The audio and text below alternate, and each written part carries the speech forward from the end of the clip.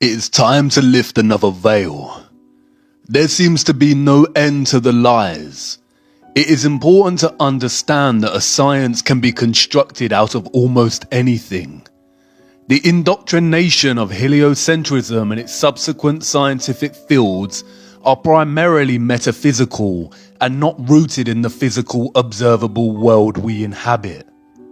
The satanic cabal could have easily told us that the earth was shaped like an oblong or triangle, and entire sciences and mathematical equations would have been dedicated to explaining this.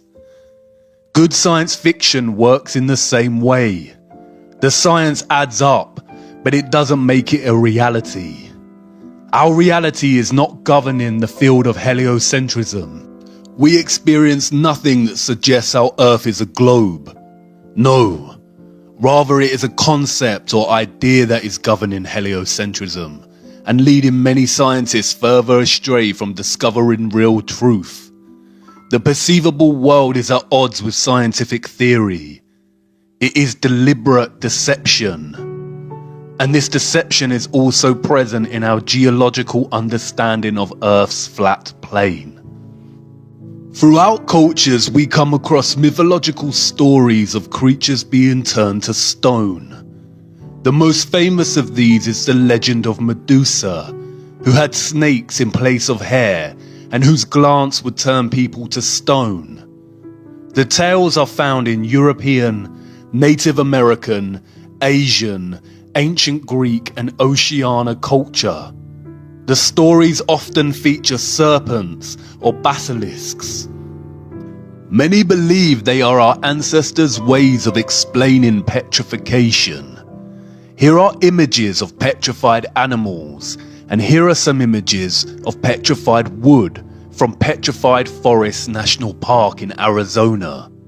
We are told by the scientist priests of the world that organic living matter petrifies in two ways.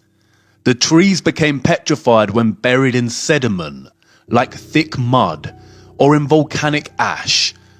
Look closer at the petrified trees. They haven't just turned to stone, but are composed of crystals.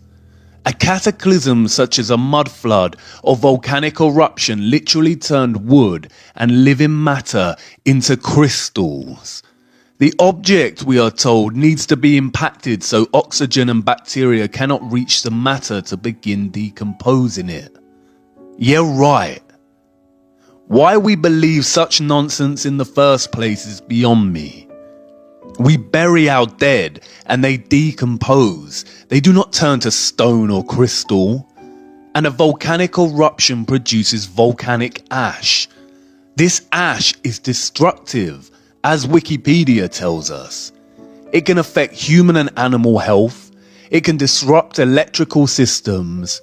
It can destroy aeroplanes and buildings, ranging from complete or partial collapse of roofing. And yet scientists tell us it is this same volcanic ash that is responsible for the phenomenon of wood petrification. Thousands have died at the hands of volcanic eruption. Why don't we see petrified human bodies of crystal? Why do the victims decay? And it isn't the lava. Lava would melt bone. Volcanic ash does not cause petrification. This petrified wood is laying out almost intact and neatly for the world to see.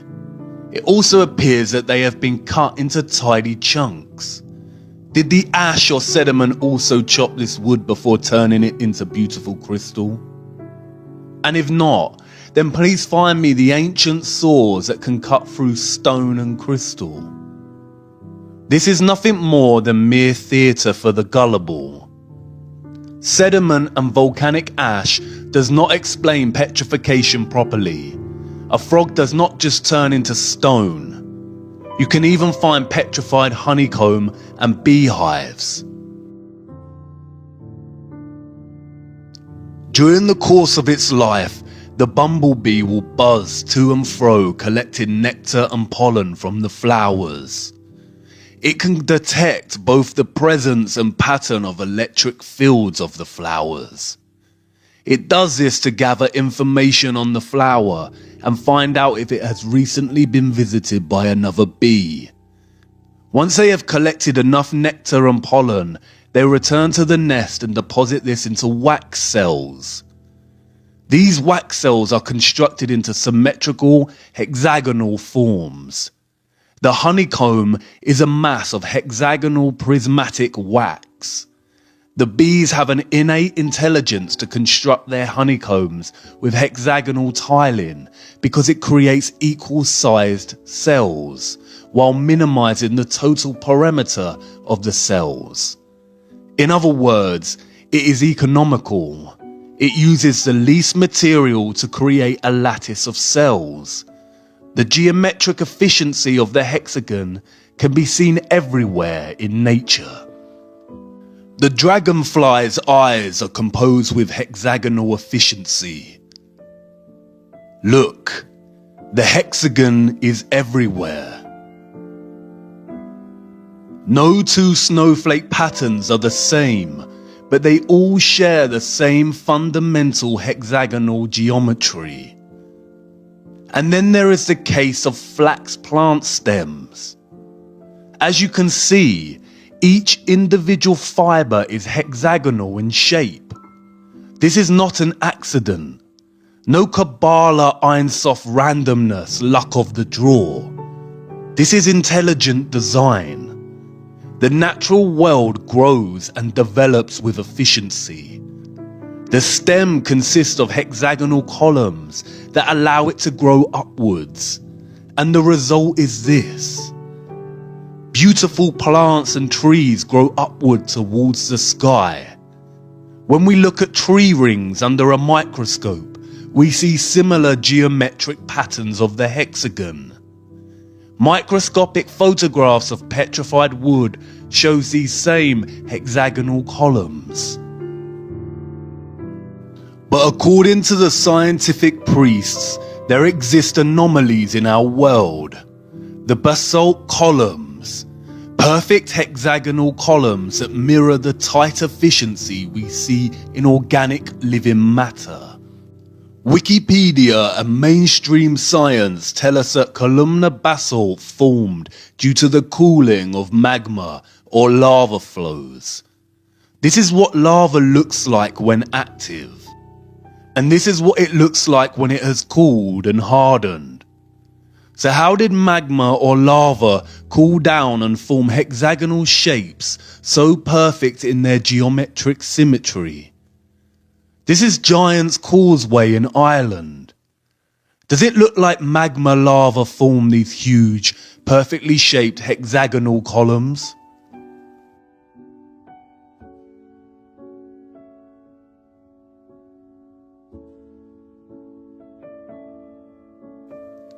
I want you to imagine that you are a child again, beset with curiosity at the wonders of the world. What do you see? Devil's Tower in northeastern Wyoming, the world's most famous structure of basalt columns. A pilgrimage for rock climbers who venture up the seemingly endless chimneys between the columns. They tell us it was formed by igneous lava. What do you see now? I know what you see. Traces of old volcanic magma that cooled and formed a rock mesa. We weren't even given a chance. We all know this film. Steven Spielberg weaving his sorcery and solidifying the satanic name, Devil's Tower, and pushing the alien agenda on us once again. Constant distraction. It wasn't always called this. The Native Americans called it Mateo Tepe, or Great Bear Lodge, and there is entire folklore surrounding it.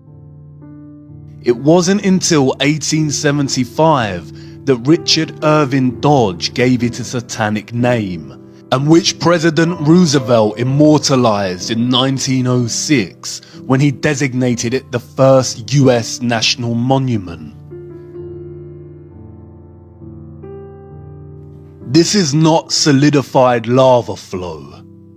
It is the remains of a giant silicon-based tree. This is the real petrified tree, and this is the distraction, the control, the lie. These were not formed from volcanic ash. They are remnants, tiny branches and twigs from something much larger and long forgotten. Look closer as these climbers venture upwards. You can see the individual hexagonal towers, much like the individual hexagonal fibers. Some fibers become loose over time and break away from the overall mass.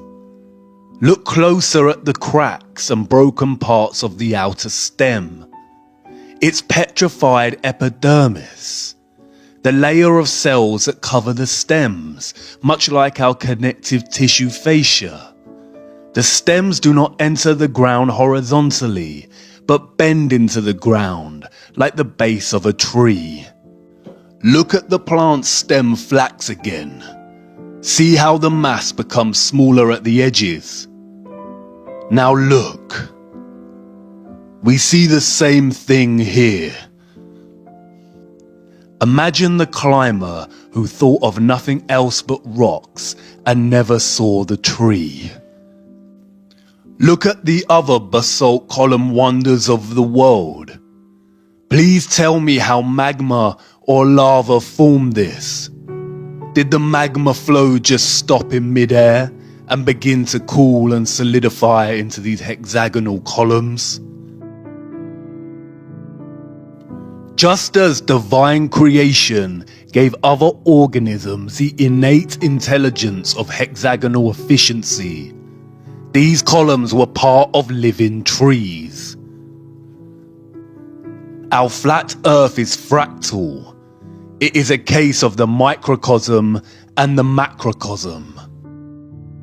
A great, majestic wonder with nothing similar in sight for miles around it. Lava could not have formed this even if it tried.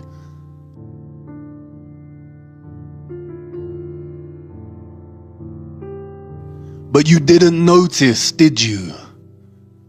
Can you not see it? We were born with sight and we've become blind. Your eyes have become traitors over time. Look closer. The top is flat. This tree was cut down.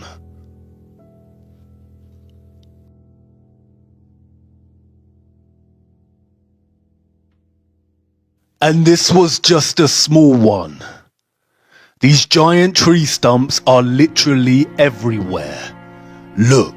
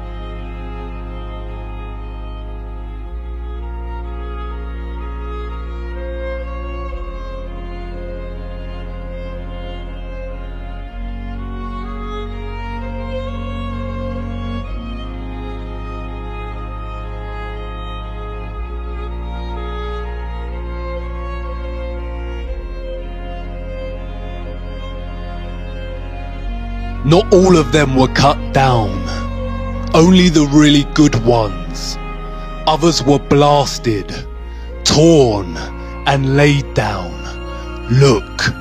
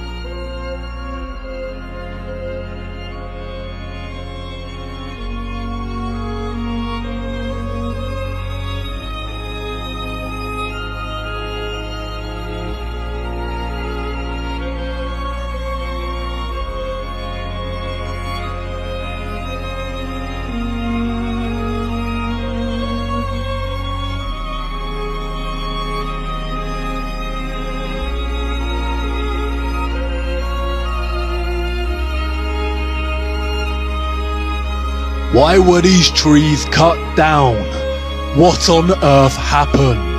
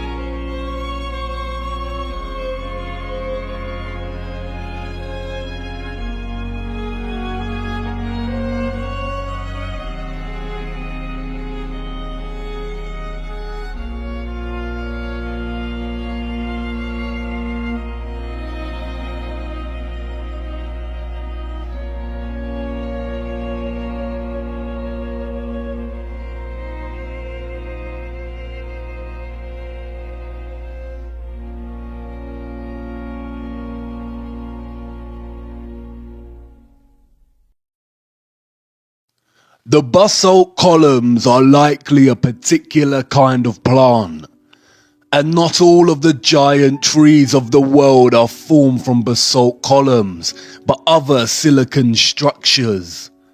The giant trees were diverse in species and type, much like we see in our trees today. Not all of what we've learned to call mountains are giant trees. Eyes exposed to the light take time to adjust, but you will start to spot the difference. This is not a volcano. It's a pile of loose waste that was generated and piled up by giant machines. It has a perfect cone shape, like all loose structures. Lava and volcanic ash contain high levels of silica. They piled the grounded silicon and chemical waste of their activities here. These chemicals sometimes react with each other and sometimes burn. Any farmer will tell you compost heaps can start to heat up to the point of spontaneous combustion. The microcosm and the macrocosm. Silicon is the second most abundant element found in Earth's crust after oxygen. Silicon is structurally very similar to carbon. Many scientists have theorized that silicon-based life is possible. When silicon interacts with oxygen, it turns into quartz. This is a carbon-based tree, and this is a silicon-based tree. History is a lie. There was a silicon era in which trees grew to enormous heights, and they were made primarily of crystal, just like quartz. What we call rocks today are really just fragments of old giant trees and other living organisms. Rocks and stone are the phase between silicon and carbon life forms. There are no petrified organisms, just the remains of silicon-era organisms. More than 75% of the Earth's volcanoes reside in the Ring of Fire, a major area in the basin of the Pacific Ocean, the deepest ocean on Earth. Look at this image of our oceans without water. You can see the scarring and trenches on the ocean's floor. This is where they dug and mined the most. The Ring of Fire is home to the deepest trench on Earth, the Mariana Trench. It measures 2,550 kilometers in length and is over 10,000 meters deep. Look at all the other trenches in this area. It is not a coincidence that the largest volcano on Earth, the Tamu Massive, is located right next to these trenches under the water. It is the size of the United Kingdom. The extent of the mining here has created 452 ocean waste piles, or what they call volcanoes. You see, there never used to be oceans on Earth like we know them now. What is now the oceans was once covered in deep silicon crystal. All life was primarily silicon-based. Silicon does not need water to grow. It is very different from the carbon-based life that we know of and experience as humans. Only carbon-based life needs water to survive. Scientists have found an unusual amount of carbon in the ice of the Earth's poles that dates back thousands of years. This high amount of carbon in the ice shouldn't be there. They tell us its recent presence is because of burning fossil fuels since the Industrial Revolution, but that doesn't explain the carbon that dates back thousands of years. It suggests there was a huge worldwide fire at some point in our history.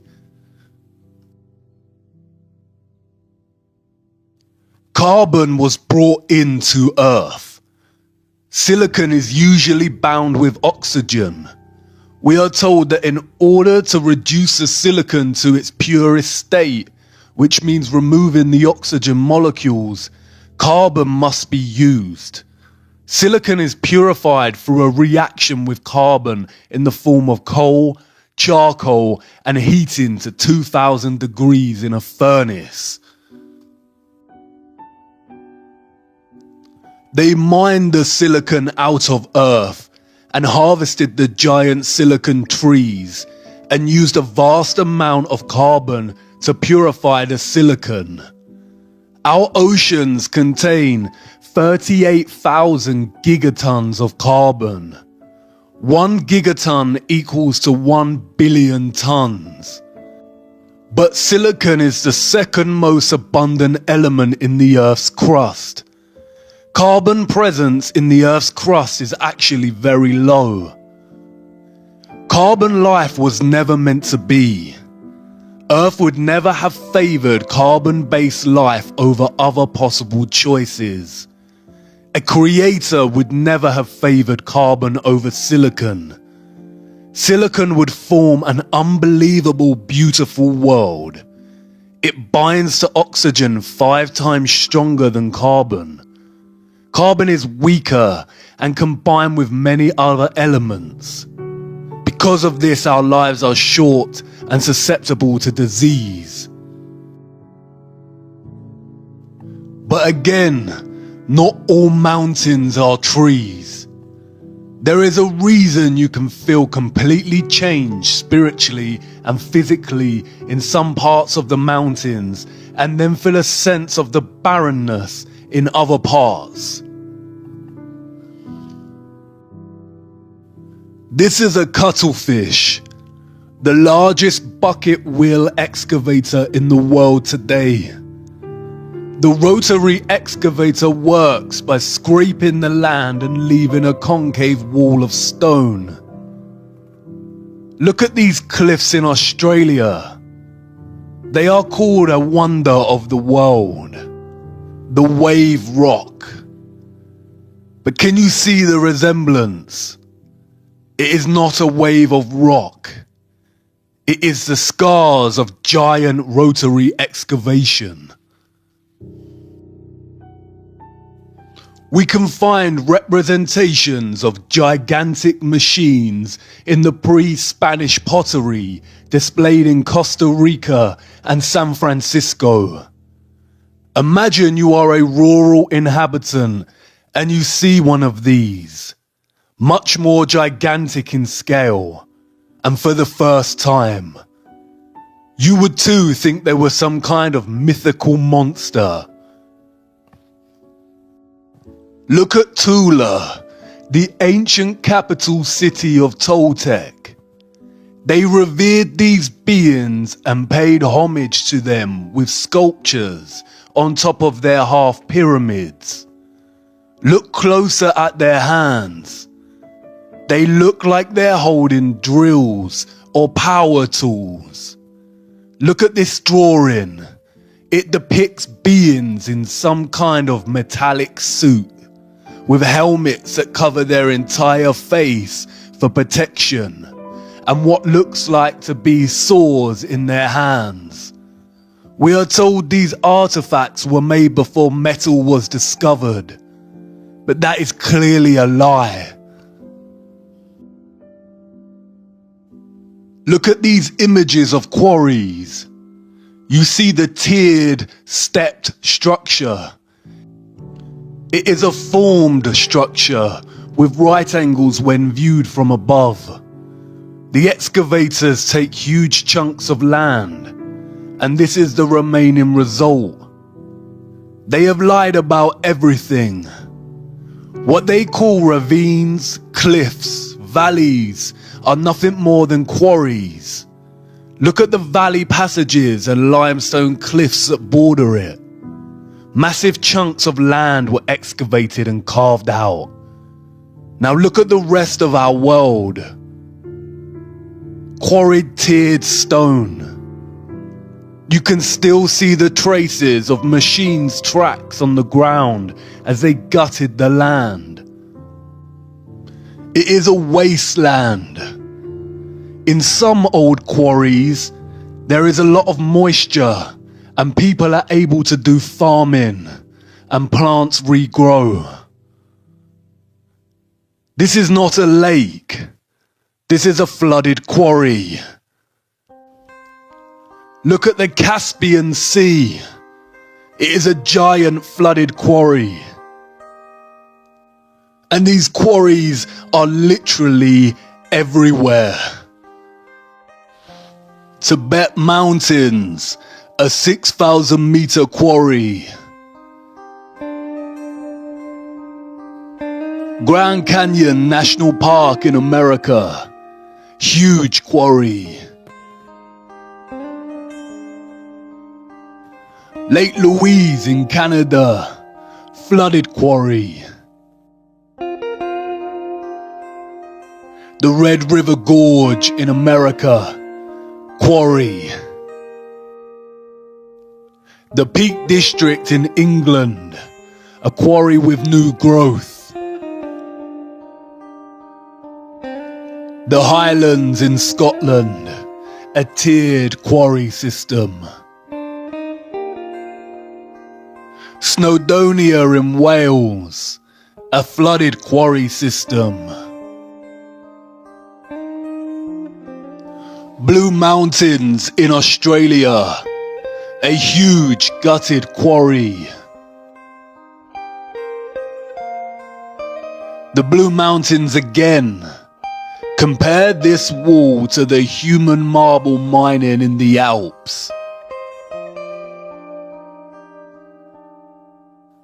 We have to wake up. Tongariro National Park in New Zealand. Quarried waste heap. Utah State Park, a huge quarry.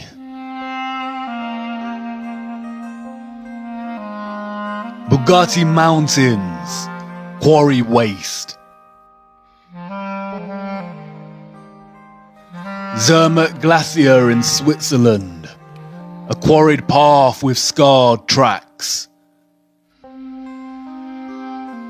Rainbow Mountain in Peru, a quarry heap full of chemicals. Lunar Crater Lake in Iceland, a flooded quarry.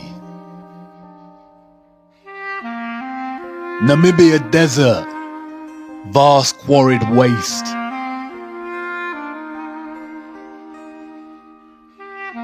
Egyptian Desert, the bottom layer is totally scraped out. Nothing grows here. There is no soil left. Deserts are completely artificial. They are the result of giant-scale mining activities so barbaric that they removed all soil and living life. Australia is a huge quarry with barely any soil, just red dust. The Sahara Desert is gigantic quarry waste. What is sand? It is silica or silicon dioxide. Sand is grounded, fine silicon dust. Just like we see sawdust when cutting down carbon trees. It is the remains of the silicon trees. Baltic amber often washes up on the shores of the Baltic Sea. Amber is fossilized tree resin. 90% of the world's amber comes from here. There is so much amber in the oceans, it shouldn't be there. It is the waste of the large-scale mining of Earth's old gigantic trees.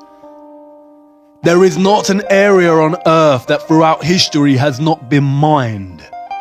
There are no natural rocks, mountains, cliffs, ravines, plateaus, canyons, deserts on Earth. Earth is not a spinning planet that's evolved over time. It is an old, flat quarry.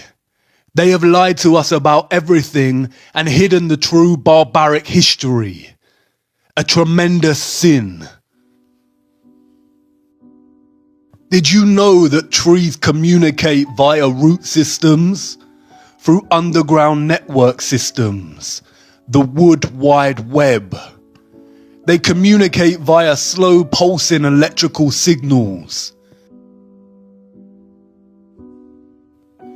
There exists entire cave systems of crystal under the earth. They say caves form from water erosion. But why are there gigantic crystals in so many of them? These are not caves. They are cut-off root systems of our old, majestic, giant silicon trees. Look at the rivers of our world from above. They look like excavated tree roots, because they are. They gutted our giant trees and their roots. Many river systems are actually the flooded, cut-off root systems of our old, majestic, giant silicon trees. It is not a coincidence that many of our giant tree stumps are located within national parks and protected land. It means we can't dig there and discover roots attached to these structures. Hollywood have mocked us and given us a vision that is most likely very similar to Earth's true history. Look.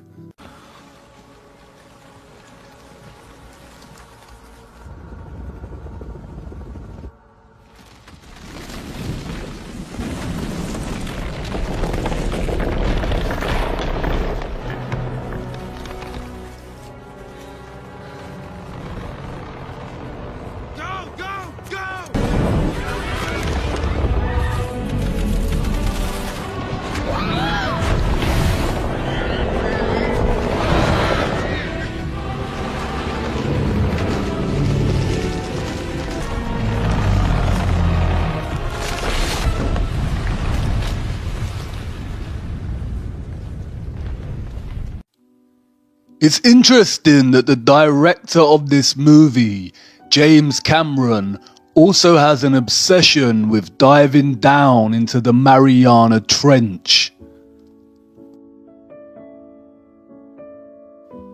Silicon, we are told, is a powerful semiconductor.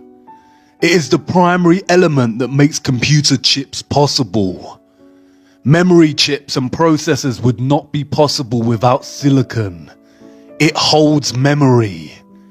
That's why they call our era the Silicon Era, and that's why it's called Silicon Valley. They came and brought in carbon so they could oxidize and retrieve pure silicon from our once beautiful world. It may have looked something like this. Why did they do this? What on earth happened? Carbon life was not supposed to be. If you look closer at the carbon element, we discover that it consists primarily of the isotope carbon-12. The carbon-12 isotope makes up 98.93% of the entire element of carbon. Carbon-12 is composed of 6 protons, 6 neutrons, and 6 electrons. Carbon is number 6 on the periodic table. It is the mark of the beast.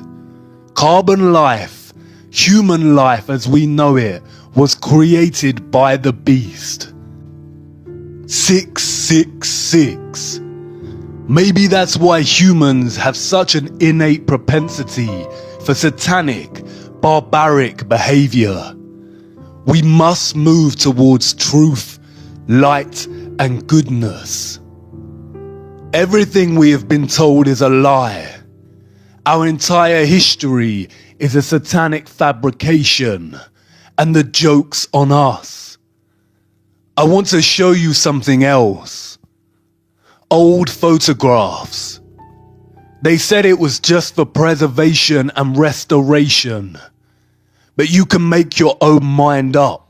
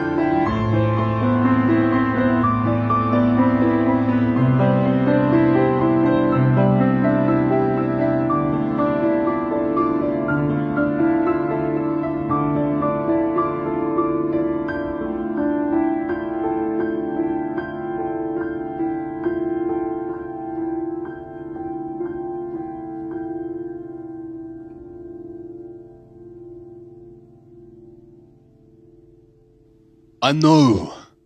Come on, we have to keep going. There isn't much time left. Let's go to episode 12. We're almost there.